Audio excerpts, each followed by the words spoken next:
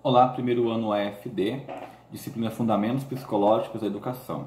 Estamos falando acerca de Leontiev, parei falando da obra Os Princípios do Desenvolvimento Mental e o Processo do Atraso Mental. Eu estou comentando uma apostila, parei na página 5.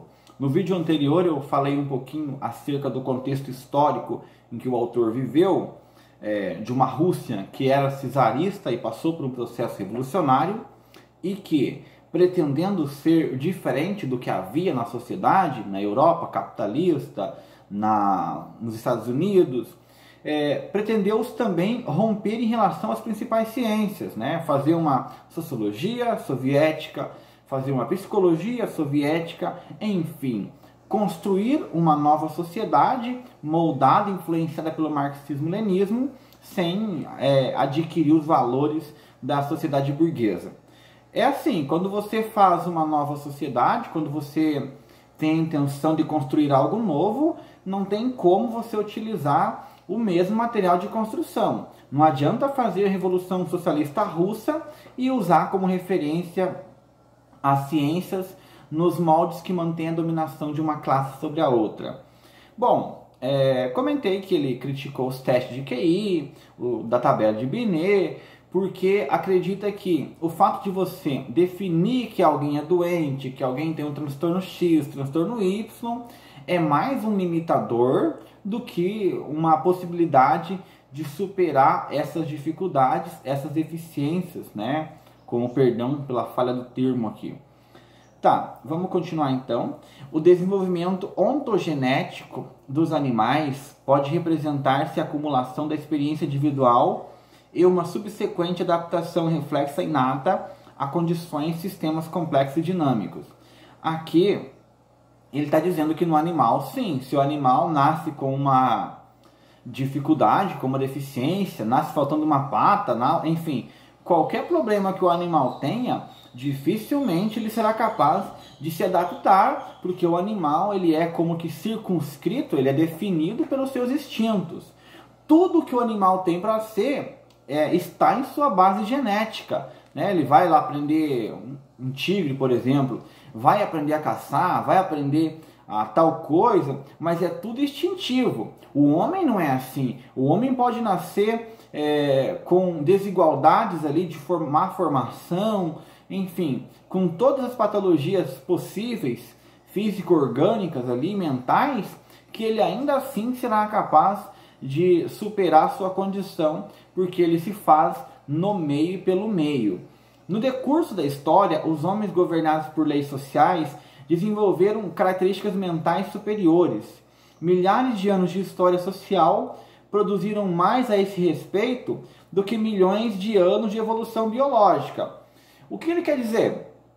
A teoria da evolução de Darwin estipula que alguns indivíduos motivados pelo frio, pelo calor, pelo tipo de alimento, foram se modificando, a postura, o formato do bico, entre outros. O homem, ele foi muito mais modificado pela sua ação, pelo trabalho, né? A ação do homem é o trabalho.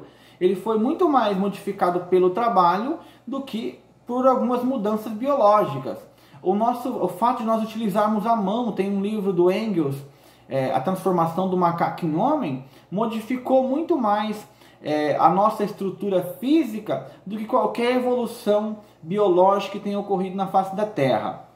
Os processos mais importantes que caracterizam o desenvolvimento da criança são os processos específicos mediante os quais assimila e se apropria das conquistas das gerações humanas anteriores, que, ao contrário das conquistas do desenvolvimento filogenético dos animais, não estão morfologicamente fixadas e não se transmitem hereditariamente.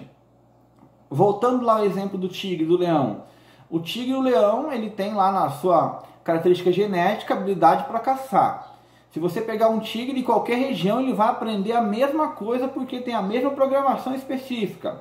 O humano, depende da sociedade em que ele está inserido, vai ser o tipo de aprendizado que ele vai ter. Se você pegar sei lá, pense um humano de uma tribo no interior da Amazônia e compare com um francês médio, você vai perceber uma diferença grande.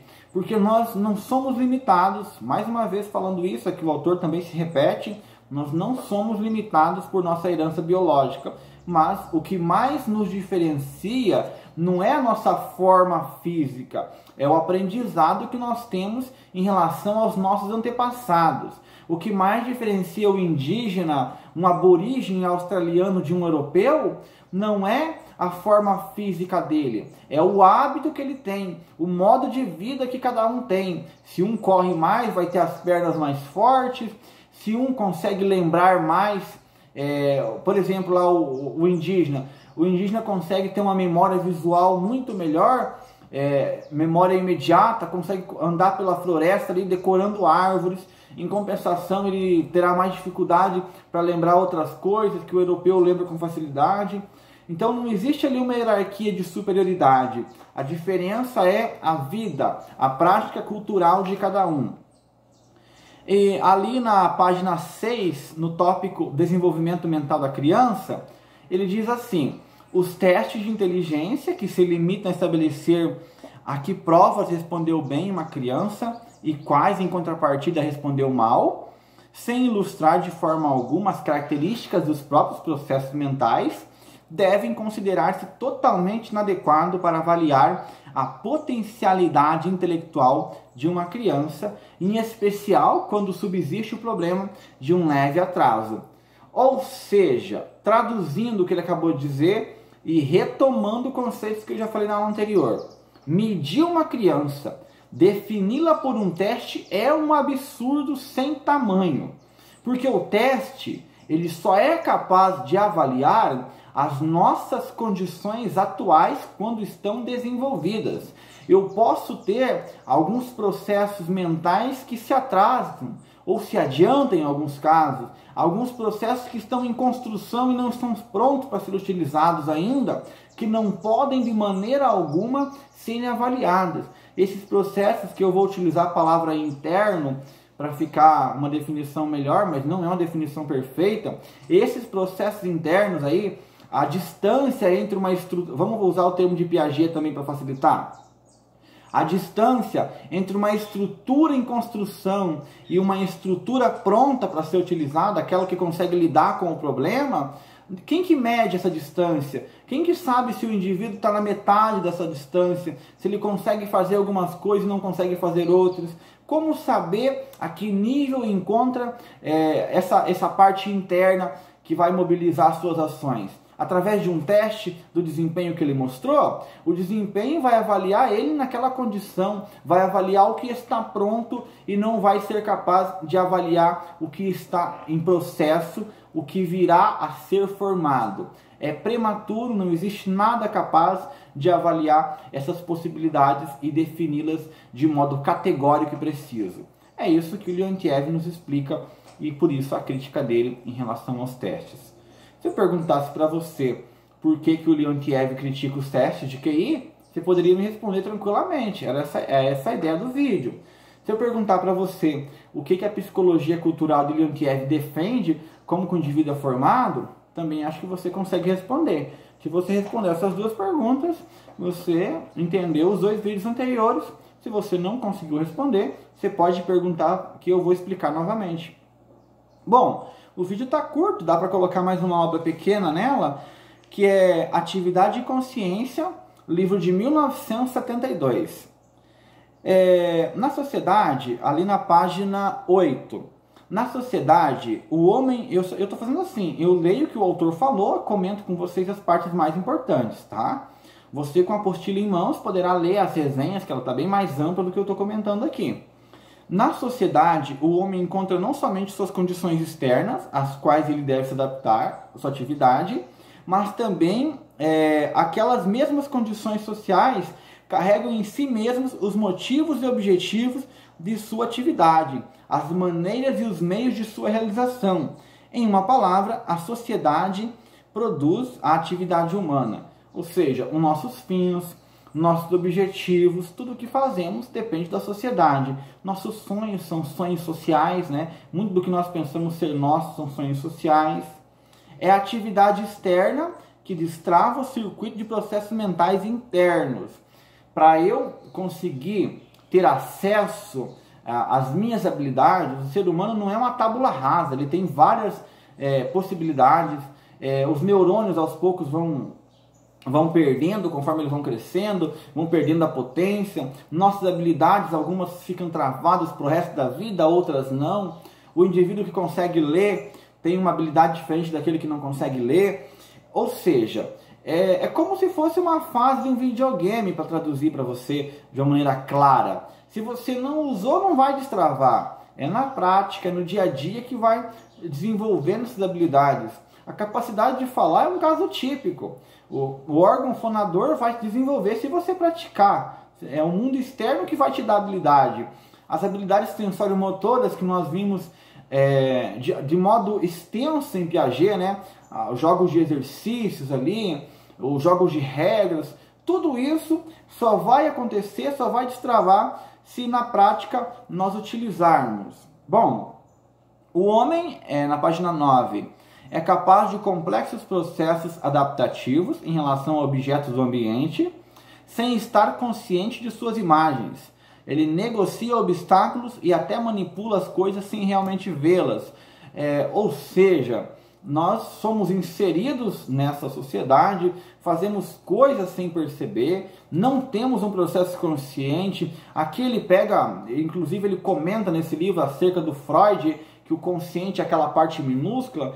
Então a nossa relação com o mundo, pegando um pouquinho da Gestalt também, é uma relação muito pessoal. Somos influenciados absurdamente pela sociedade, mas ao mesmo tempo temos uma relação muito pessoal.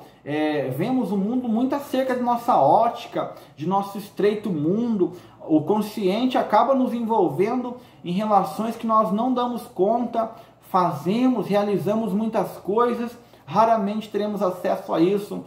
Quem sabe lá, se voltar numa sessão psicanalítica, se focar aquela área específica, aquele período específico, poderemos relembrar. Mas a rigor nós vamos vivendo, resolvendo os problemas, se adaptando, sem perceber a totalidade de relações que estão em nosso meio e que estão nos modificando a despeito de nossa vontade. Aqui a vontade entendida como a capacidade de dizer não, de deliberar, de falar que quero ser desse jeito. Tá. Os fenômenos da consciência parecem ter uma determinação dual, externa e interna. Eles estão, conforme interpretados, como pertencentes às duas esferas mentais. Aqui também ele vai para a psicanálise. Eu não vou comentar mais com vocês, que tem uns vídeos de Freud ali que eu falei muito acerca do que vem em nossa consciência. Ele, apesar de ele ser um pouquinho descrente em relação à psicanálise, nesse ponto não há controvérsia.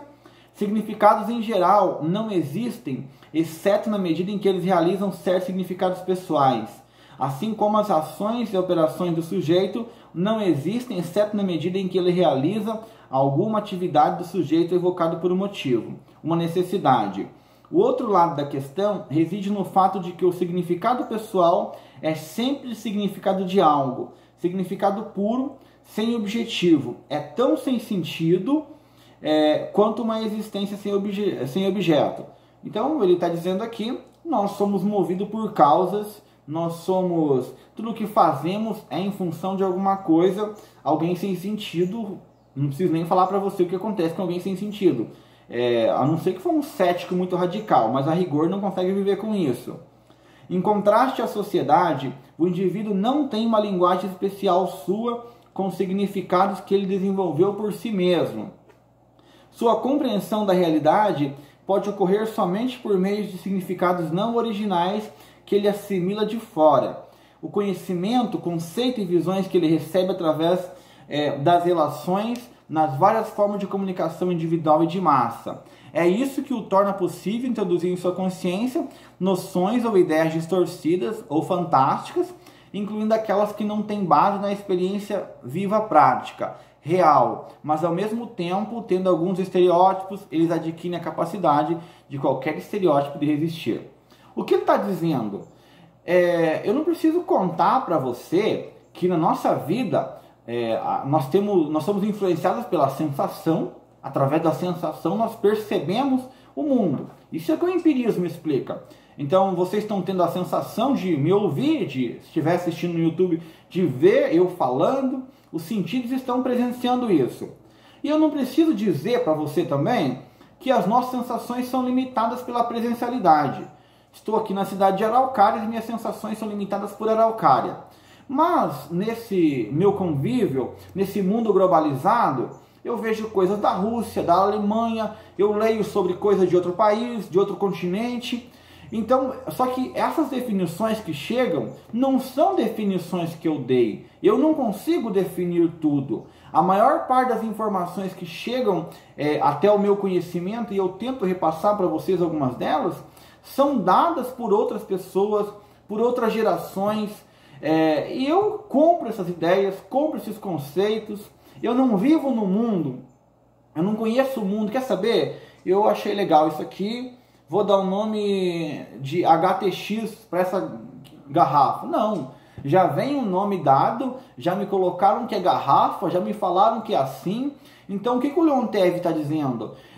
Nós, indivíduos, nós não temos uma linguagem própria, nós usamos a linguagem da sociedade, desses termos. Por exemplo, o caso que acontece com o Estado, né? Que o materialismo histórico, que o Leontiev é vinculado. As pessoas me falaram o que significa Estado e eu comprei a ideia. O Estado é um ente que faz isso, faz aquilo, que controla o indivíduo, que exerce o poder sobre determinado território. Comprei a ideia que me passaram.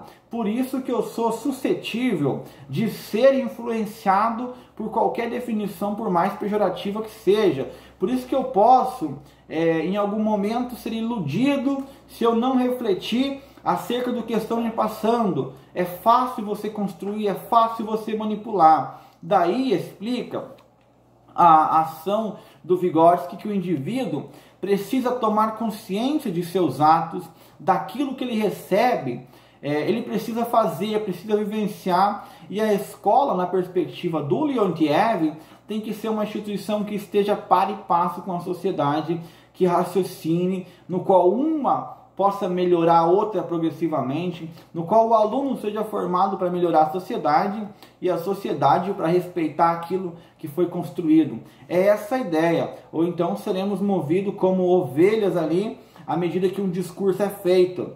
Nós não conseguimos ser nada sozinhos, né? Tudo que existe no mundo, todo o nosso conhecimento é resultado de uma partilha. E essa é a ideia da psicologia cultural. Se nós, enquanto humanos, nos formamos coletivamente na e pela sociedade, é importante que sejamos justos, que façamos parte da atividade consciente, que possamos agir de fato e proporcionar um aprendizado, uma vida de ser humano cada vez mais evoluída. Essa é a nossa ideia, ainda que o Leontiev coloca ali, ainda que ele não saiba acerca dos processos internos, ainda que exista muito mistério em relação à psicanálise, por exemplo, que ele faz algumas críticas, alguns elogios, apesar de tudo isso, se está tão difícil compreender a parte interna, pelo menos na questão da psicologia social, é possível perceber alguns objetivos que se coadunam, que são comuns e que podem ser seguidos, desde que respeitados, né, os desejos do coletivo, desde que pensando, desde que se envolvendo, se engajando no processo de construção de uma nova sociedade.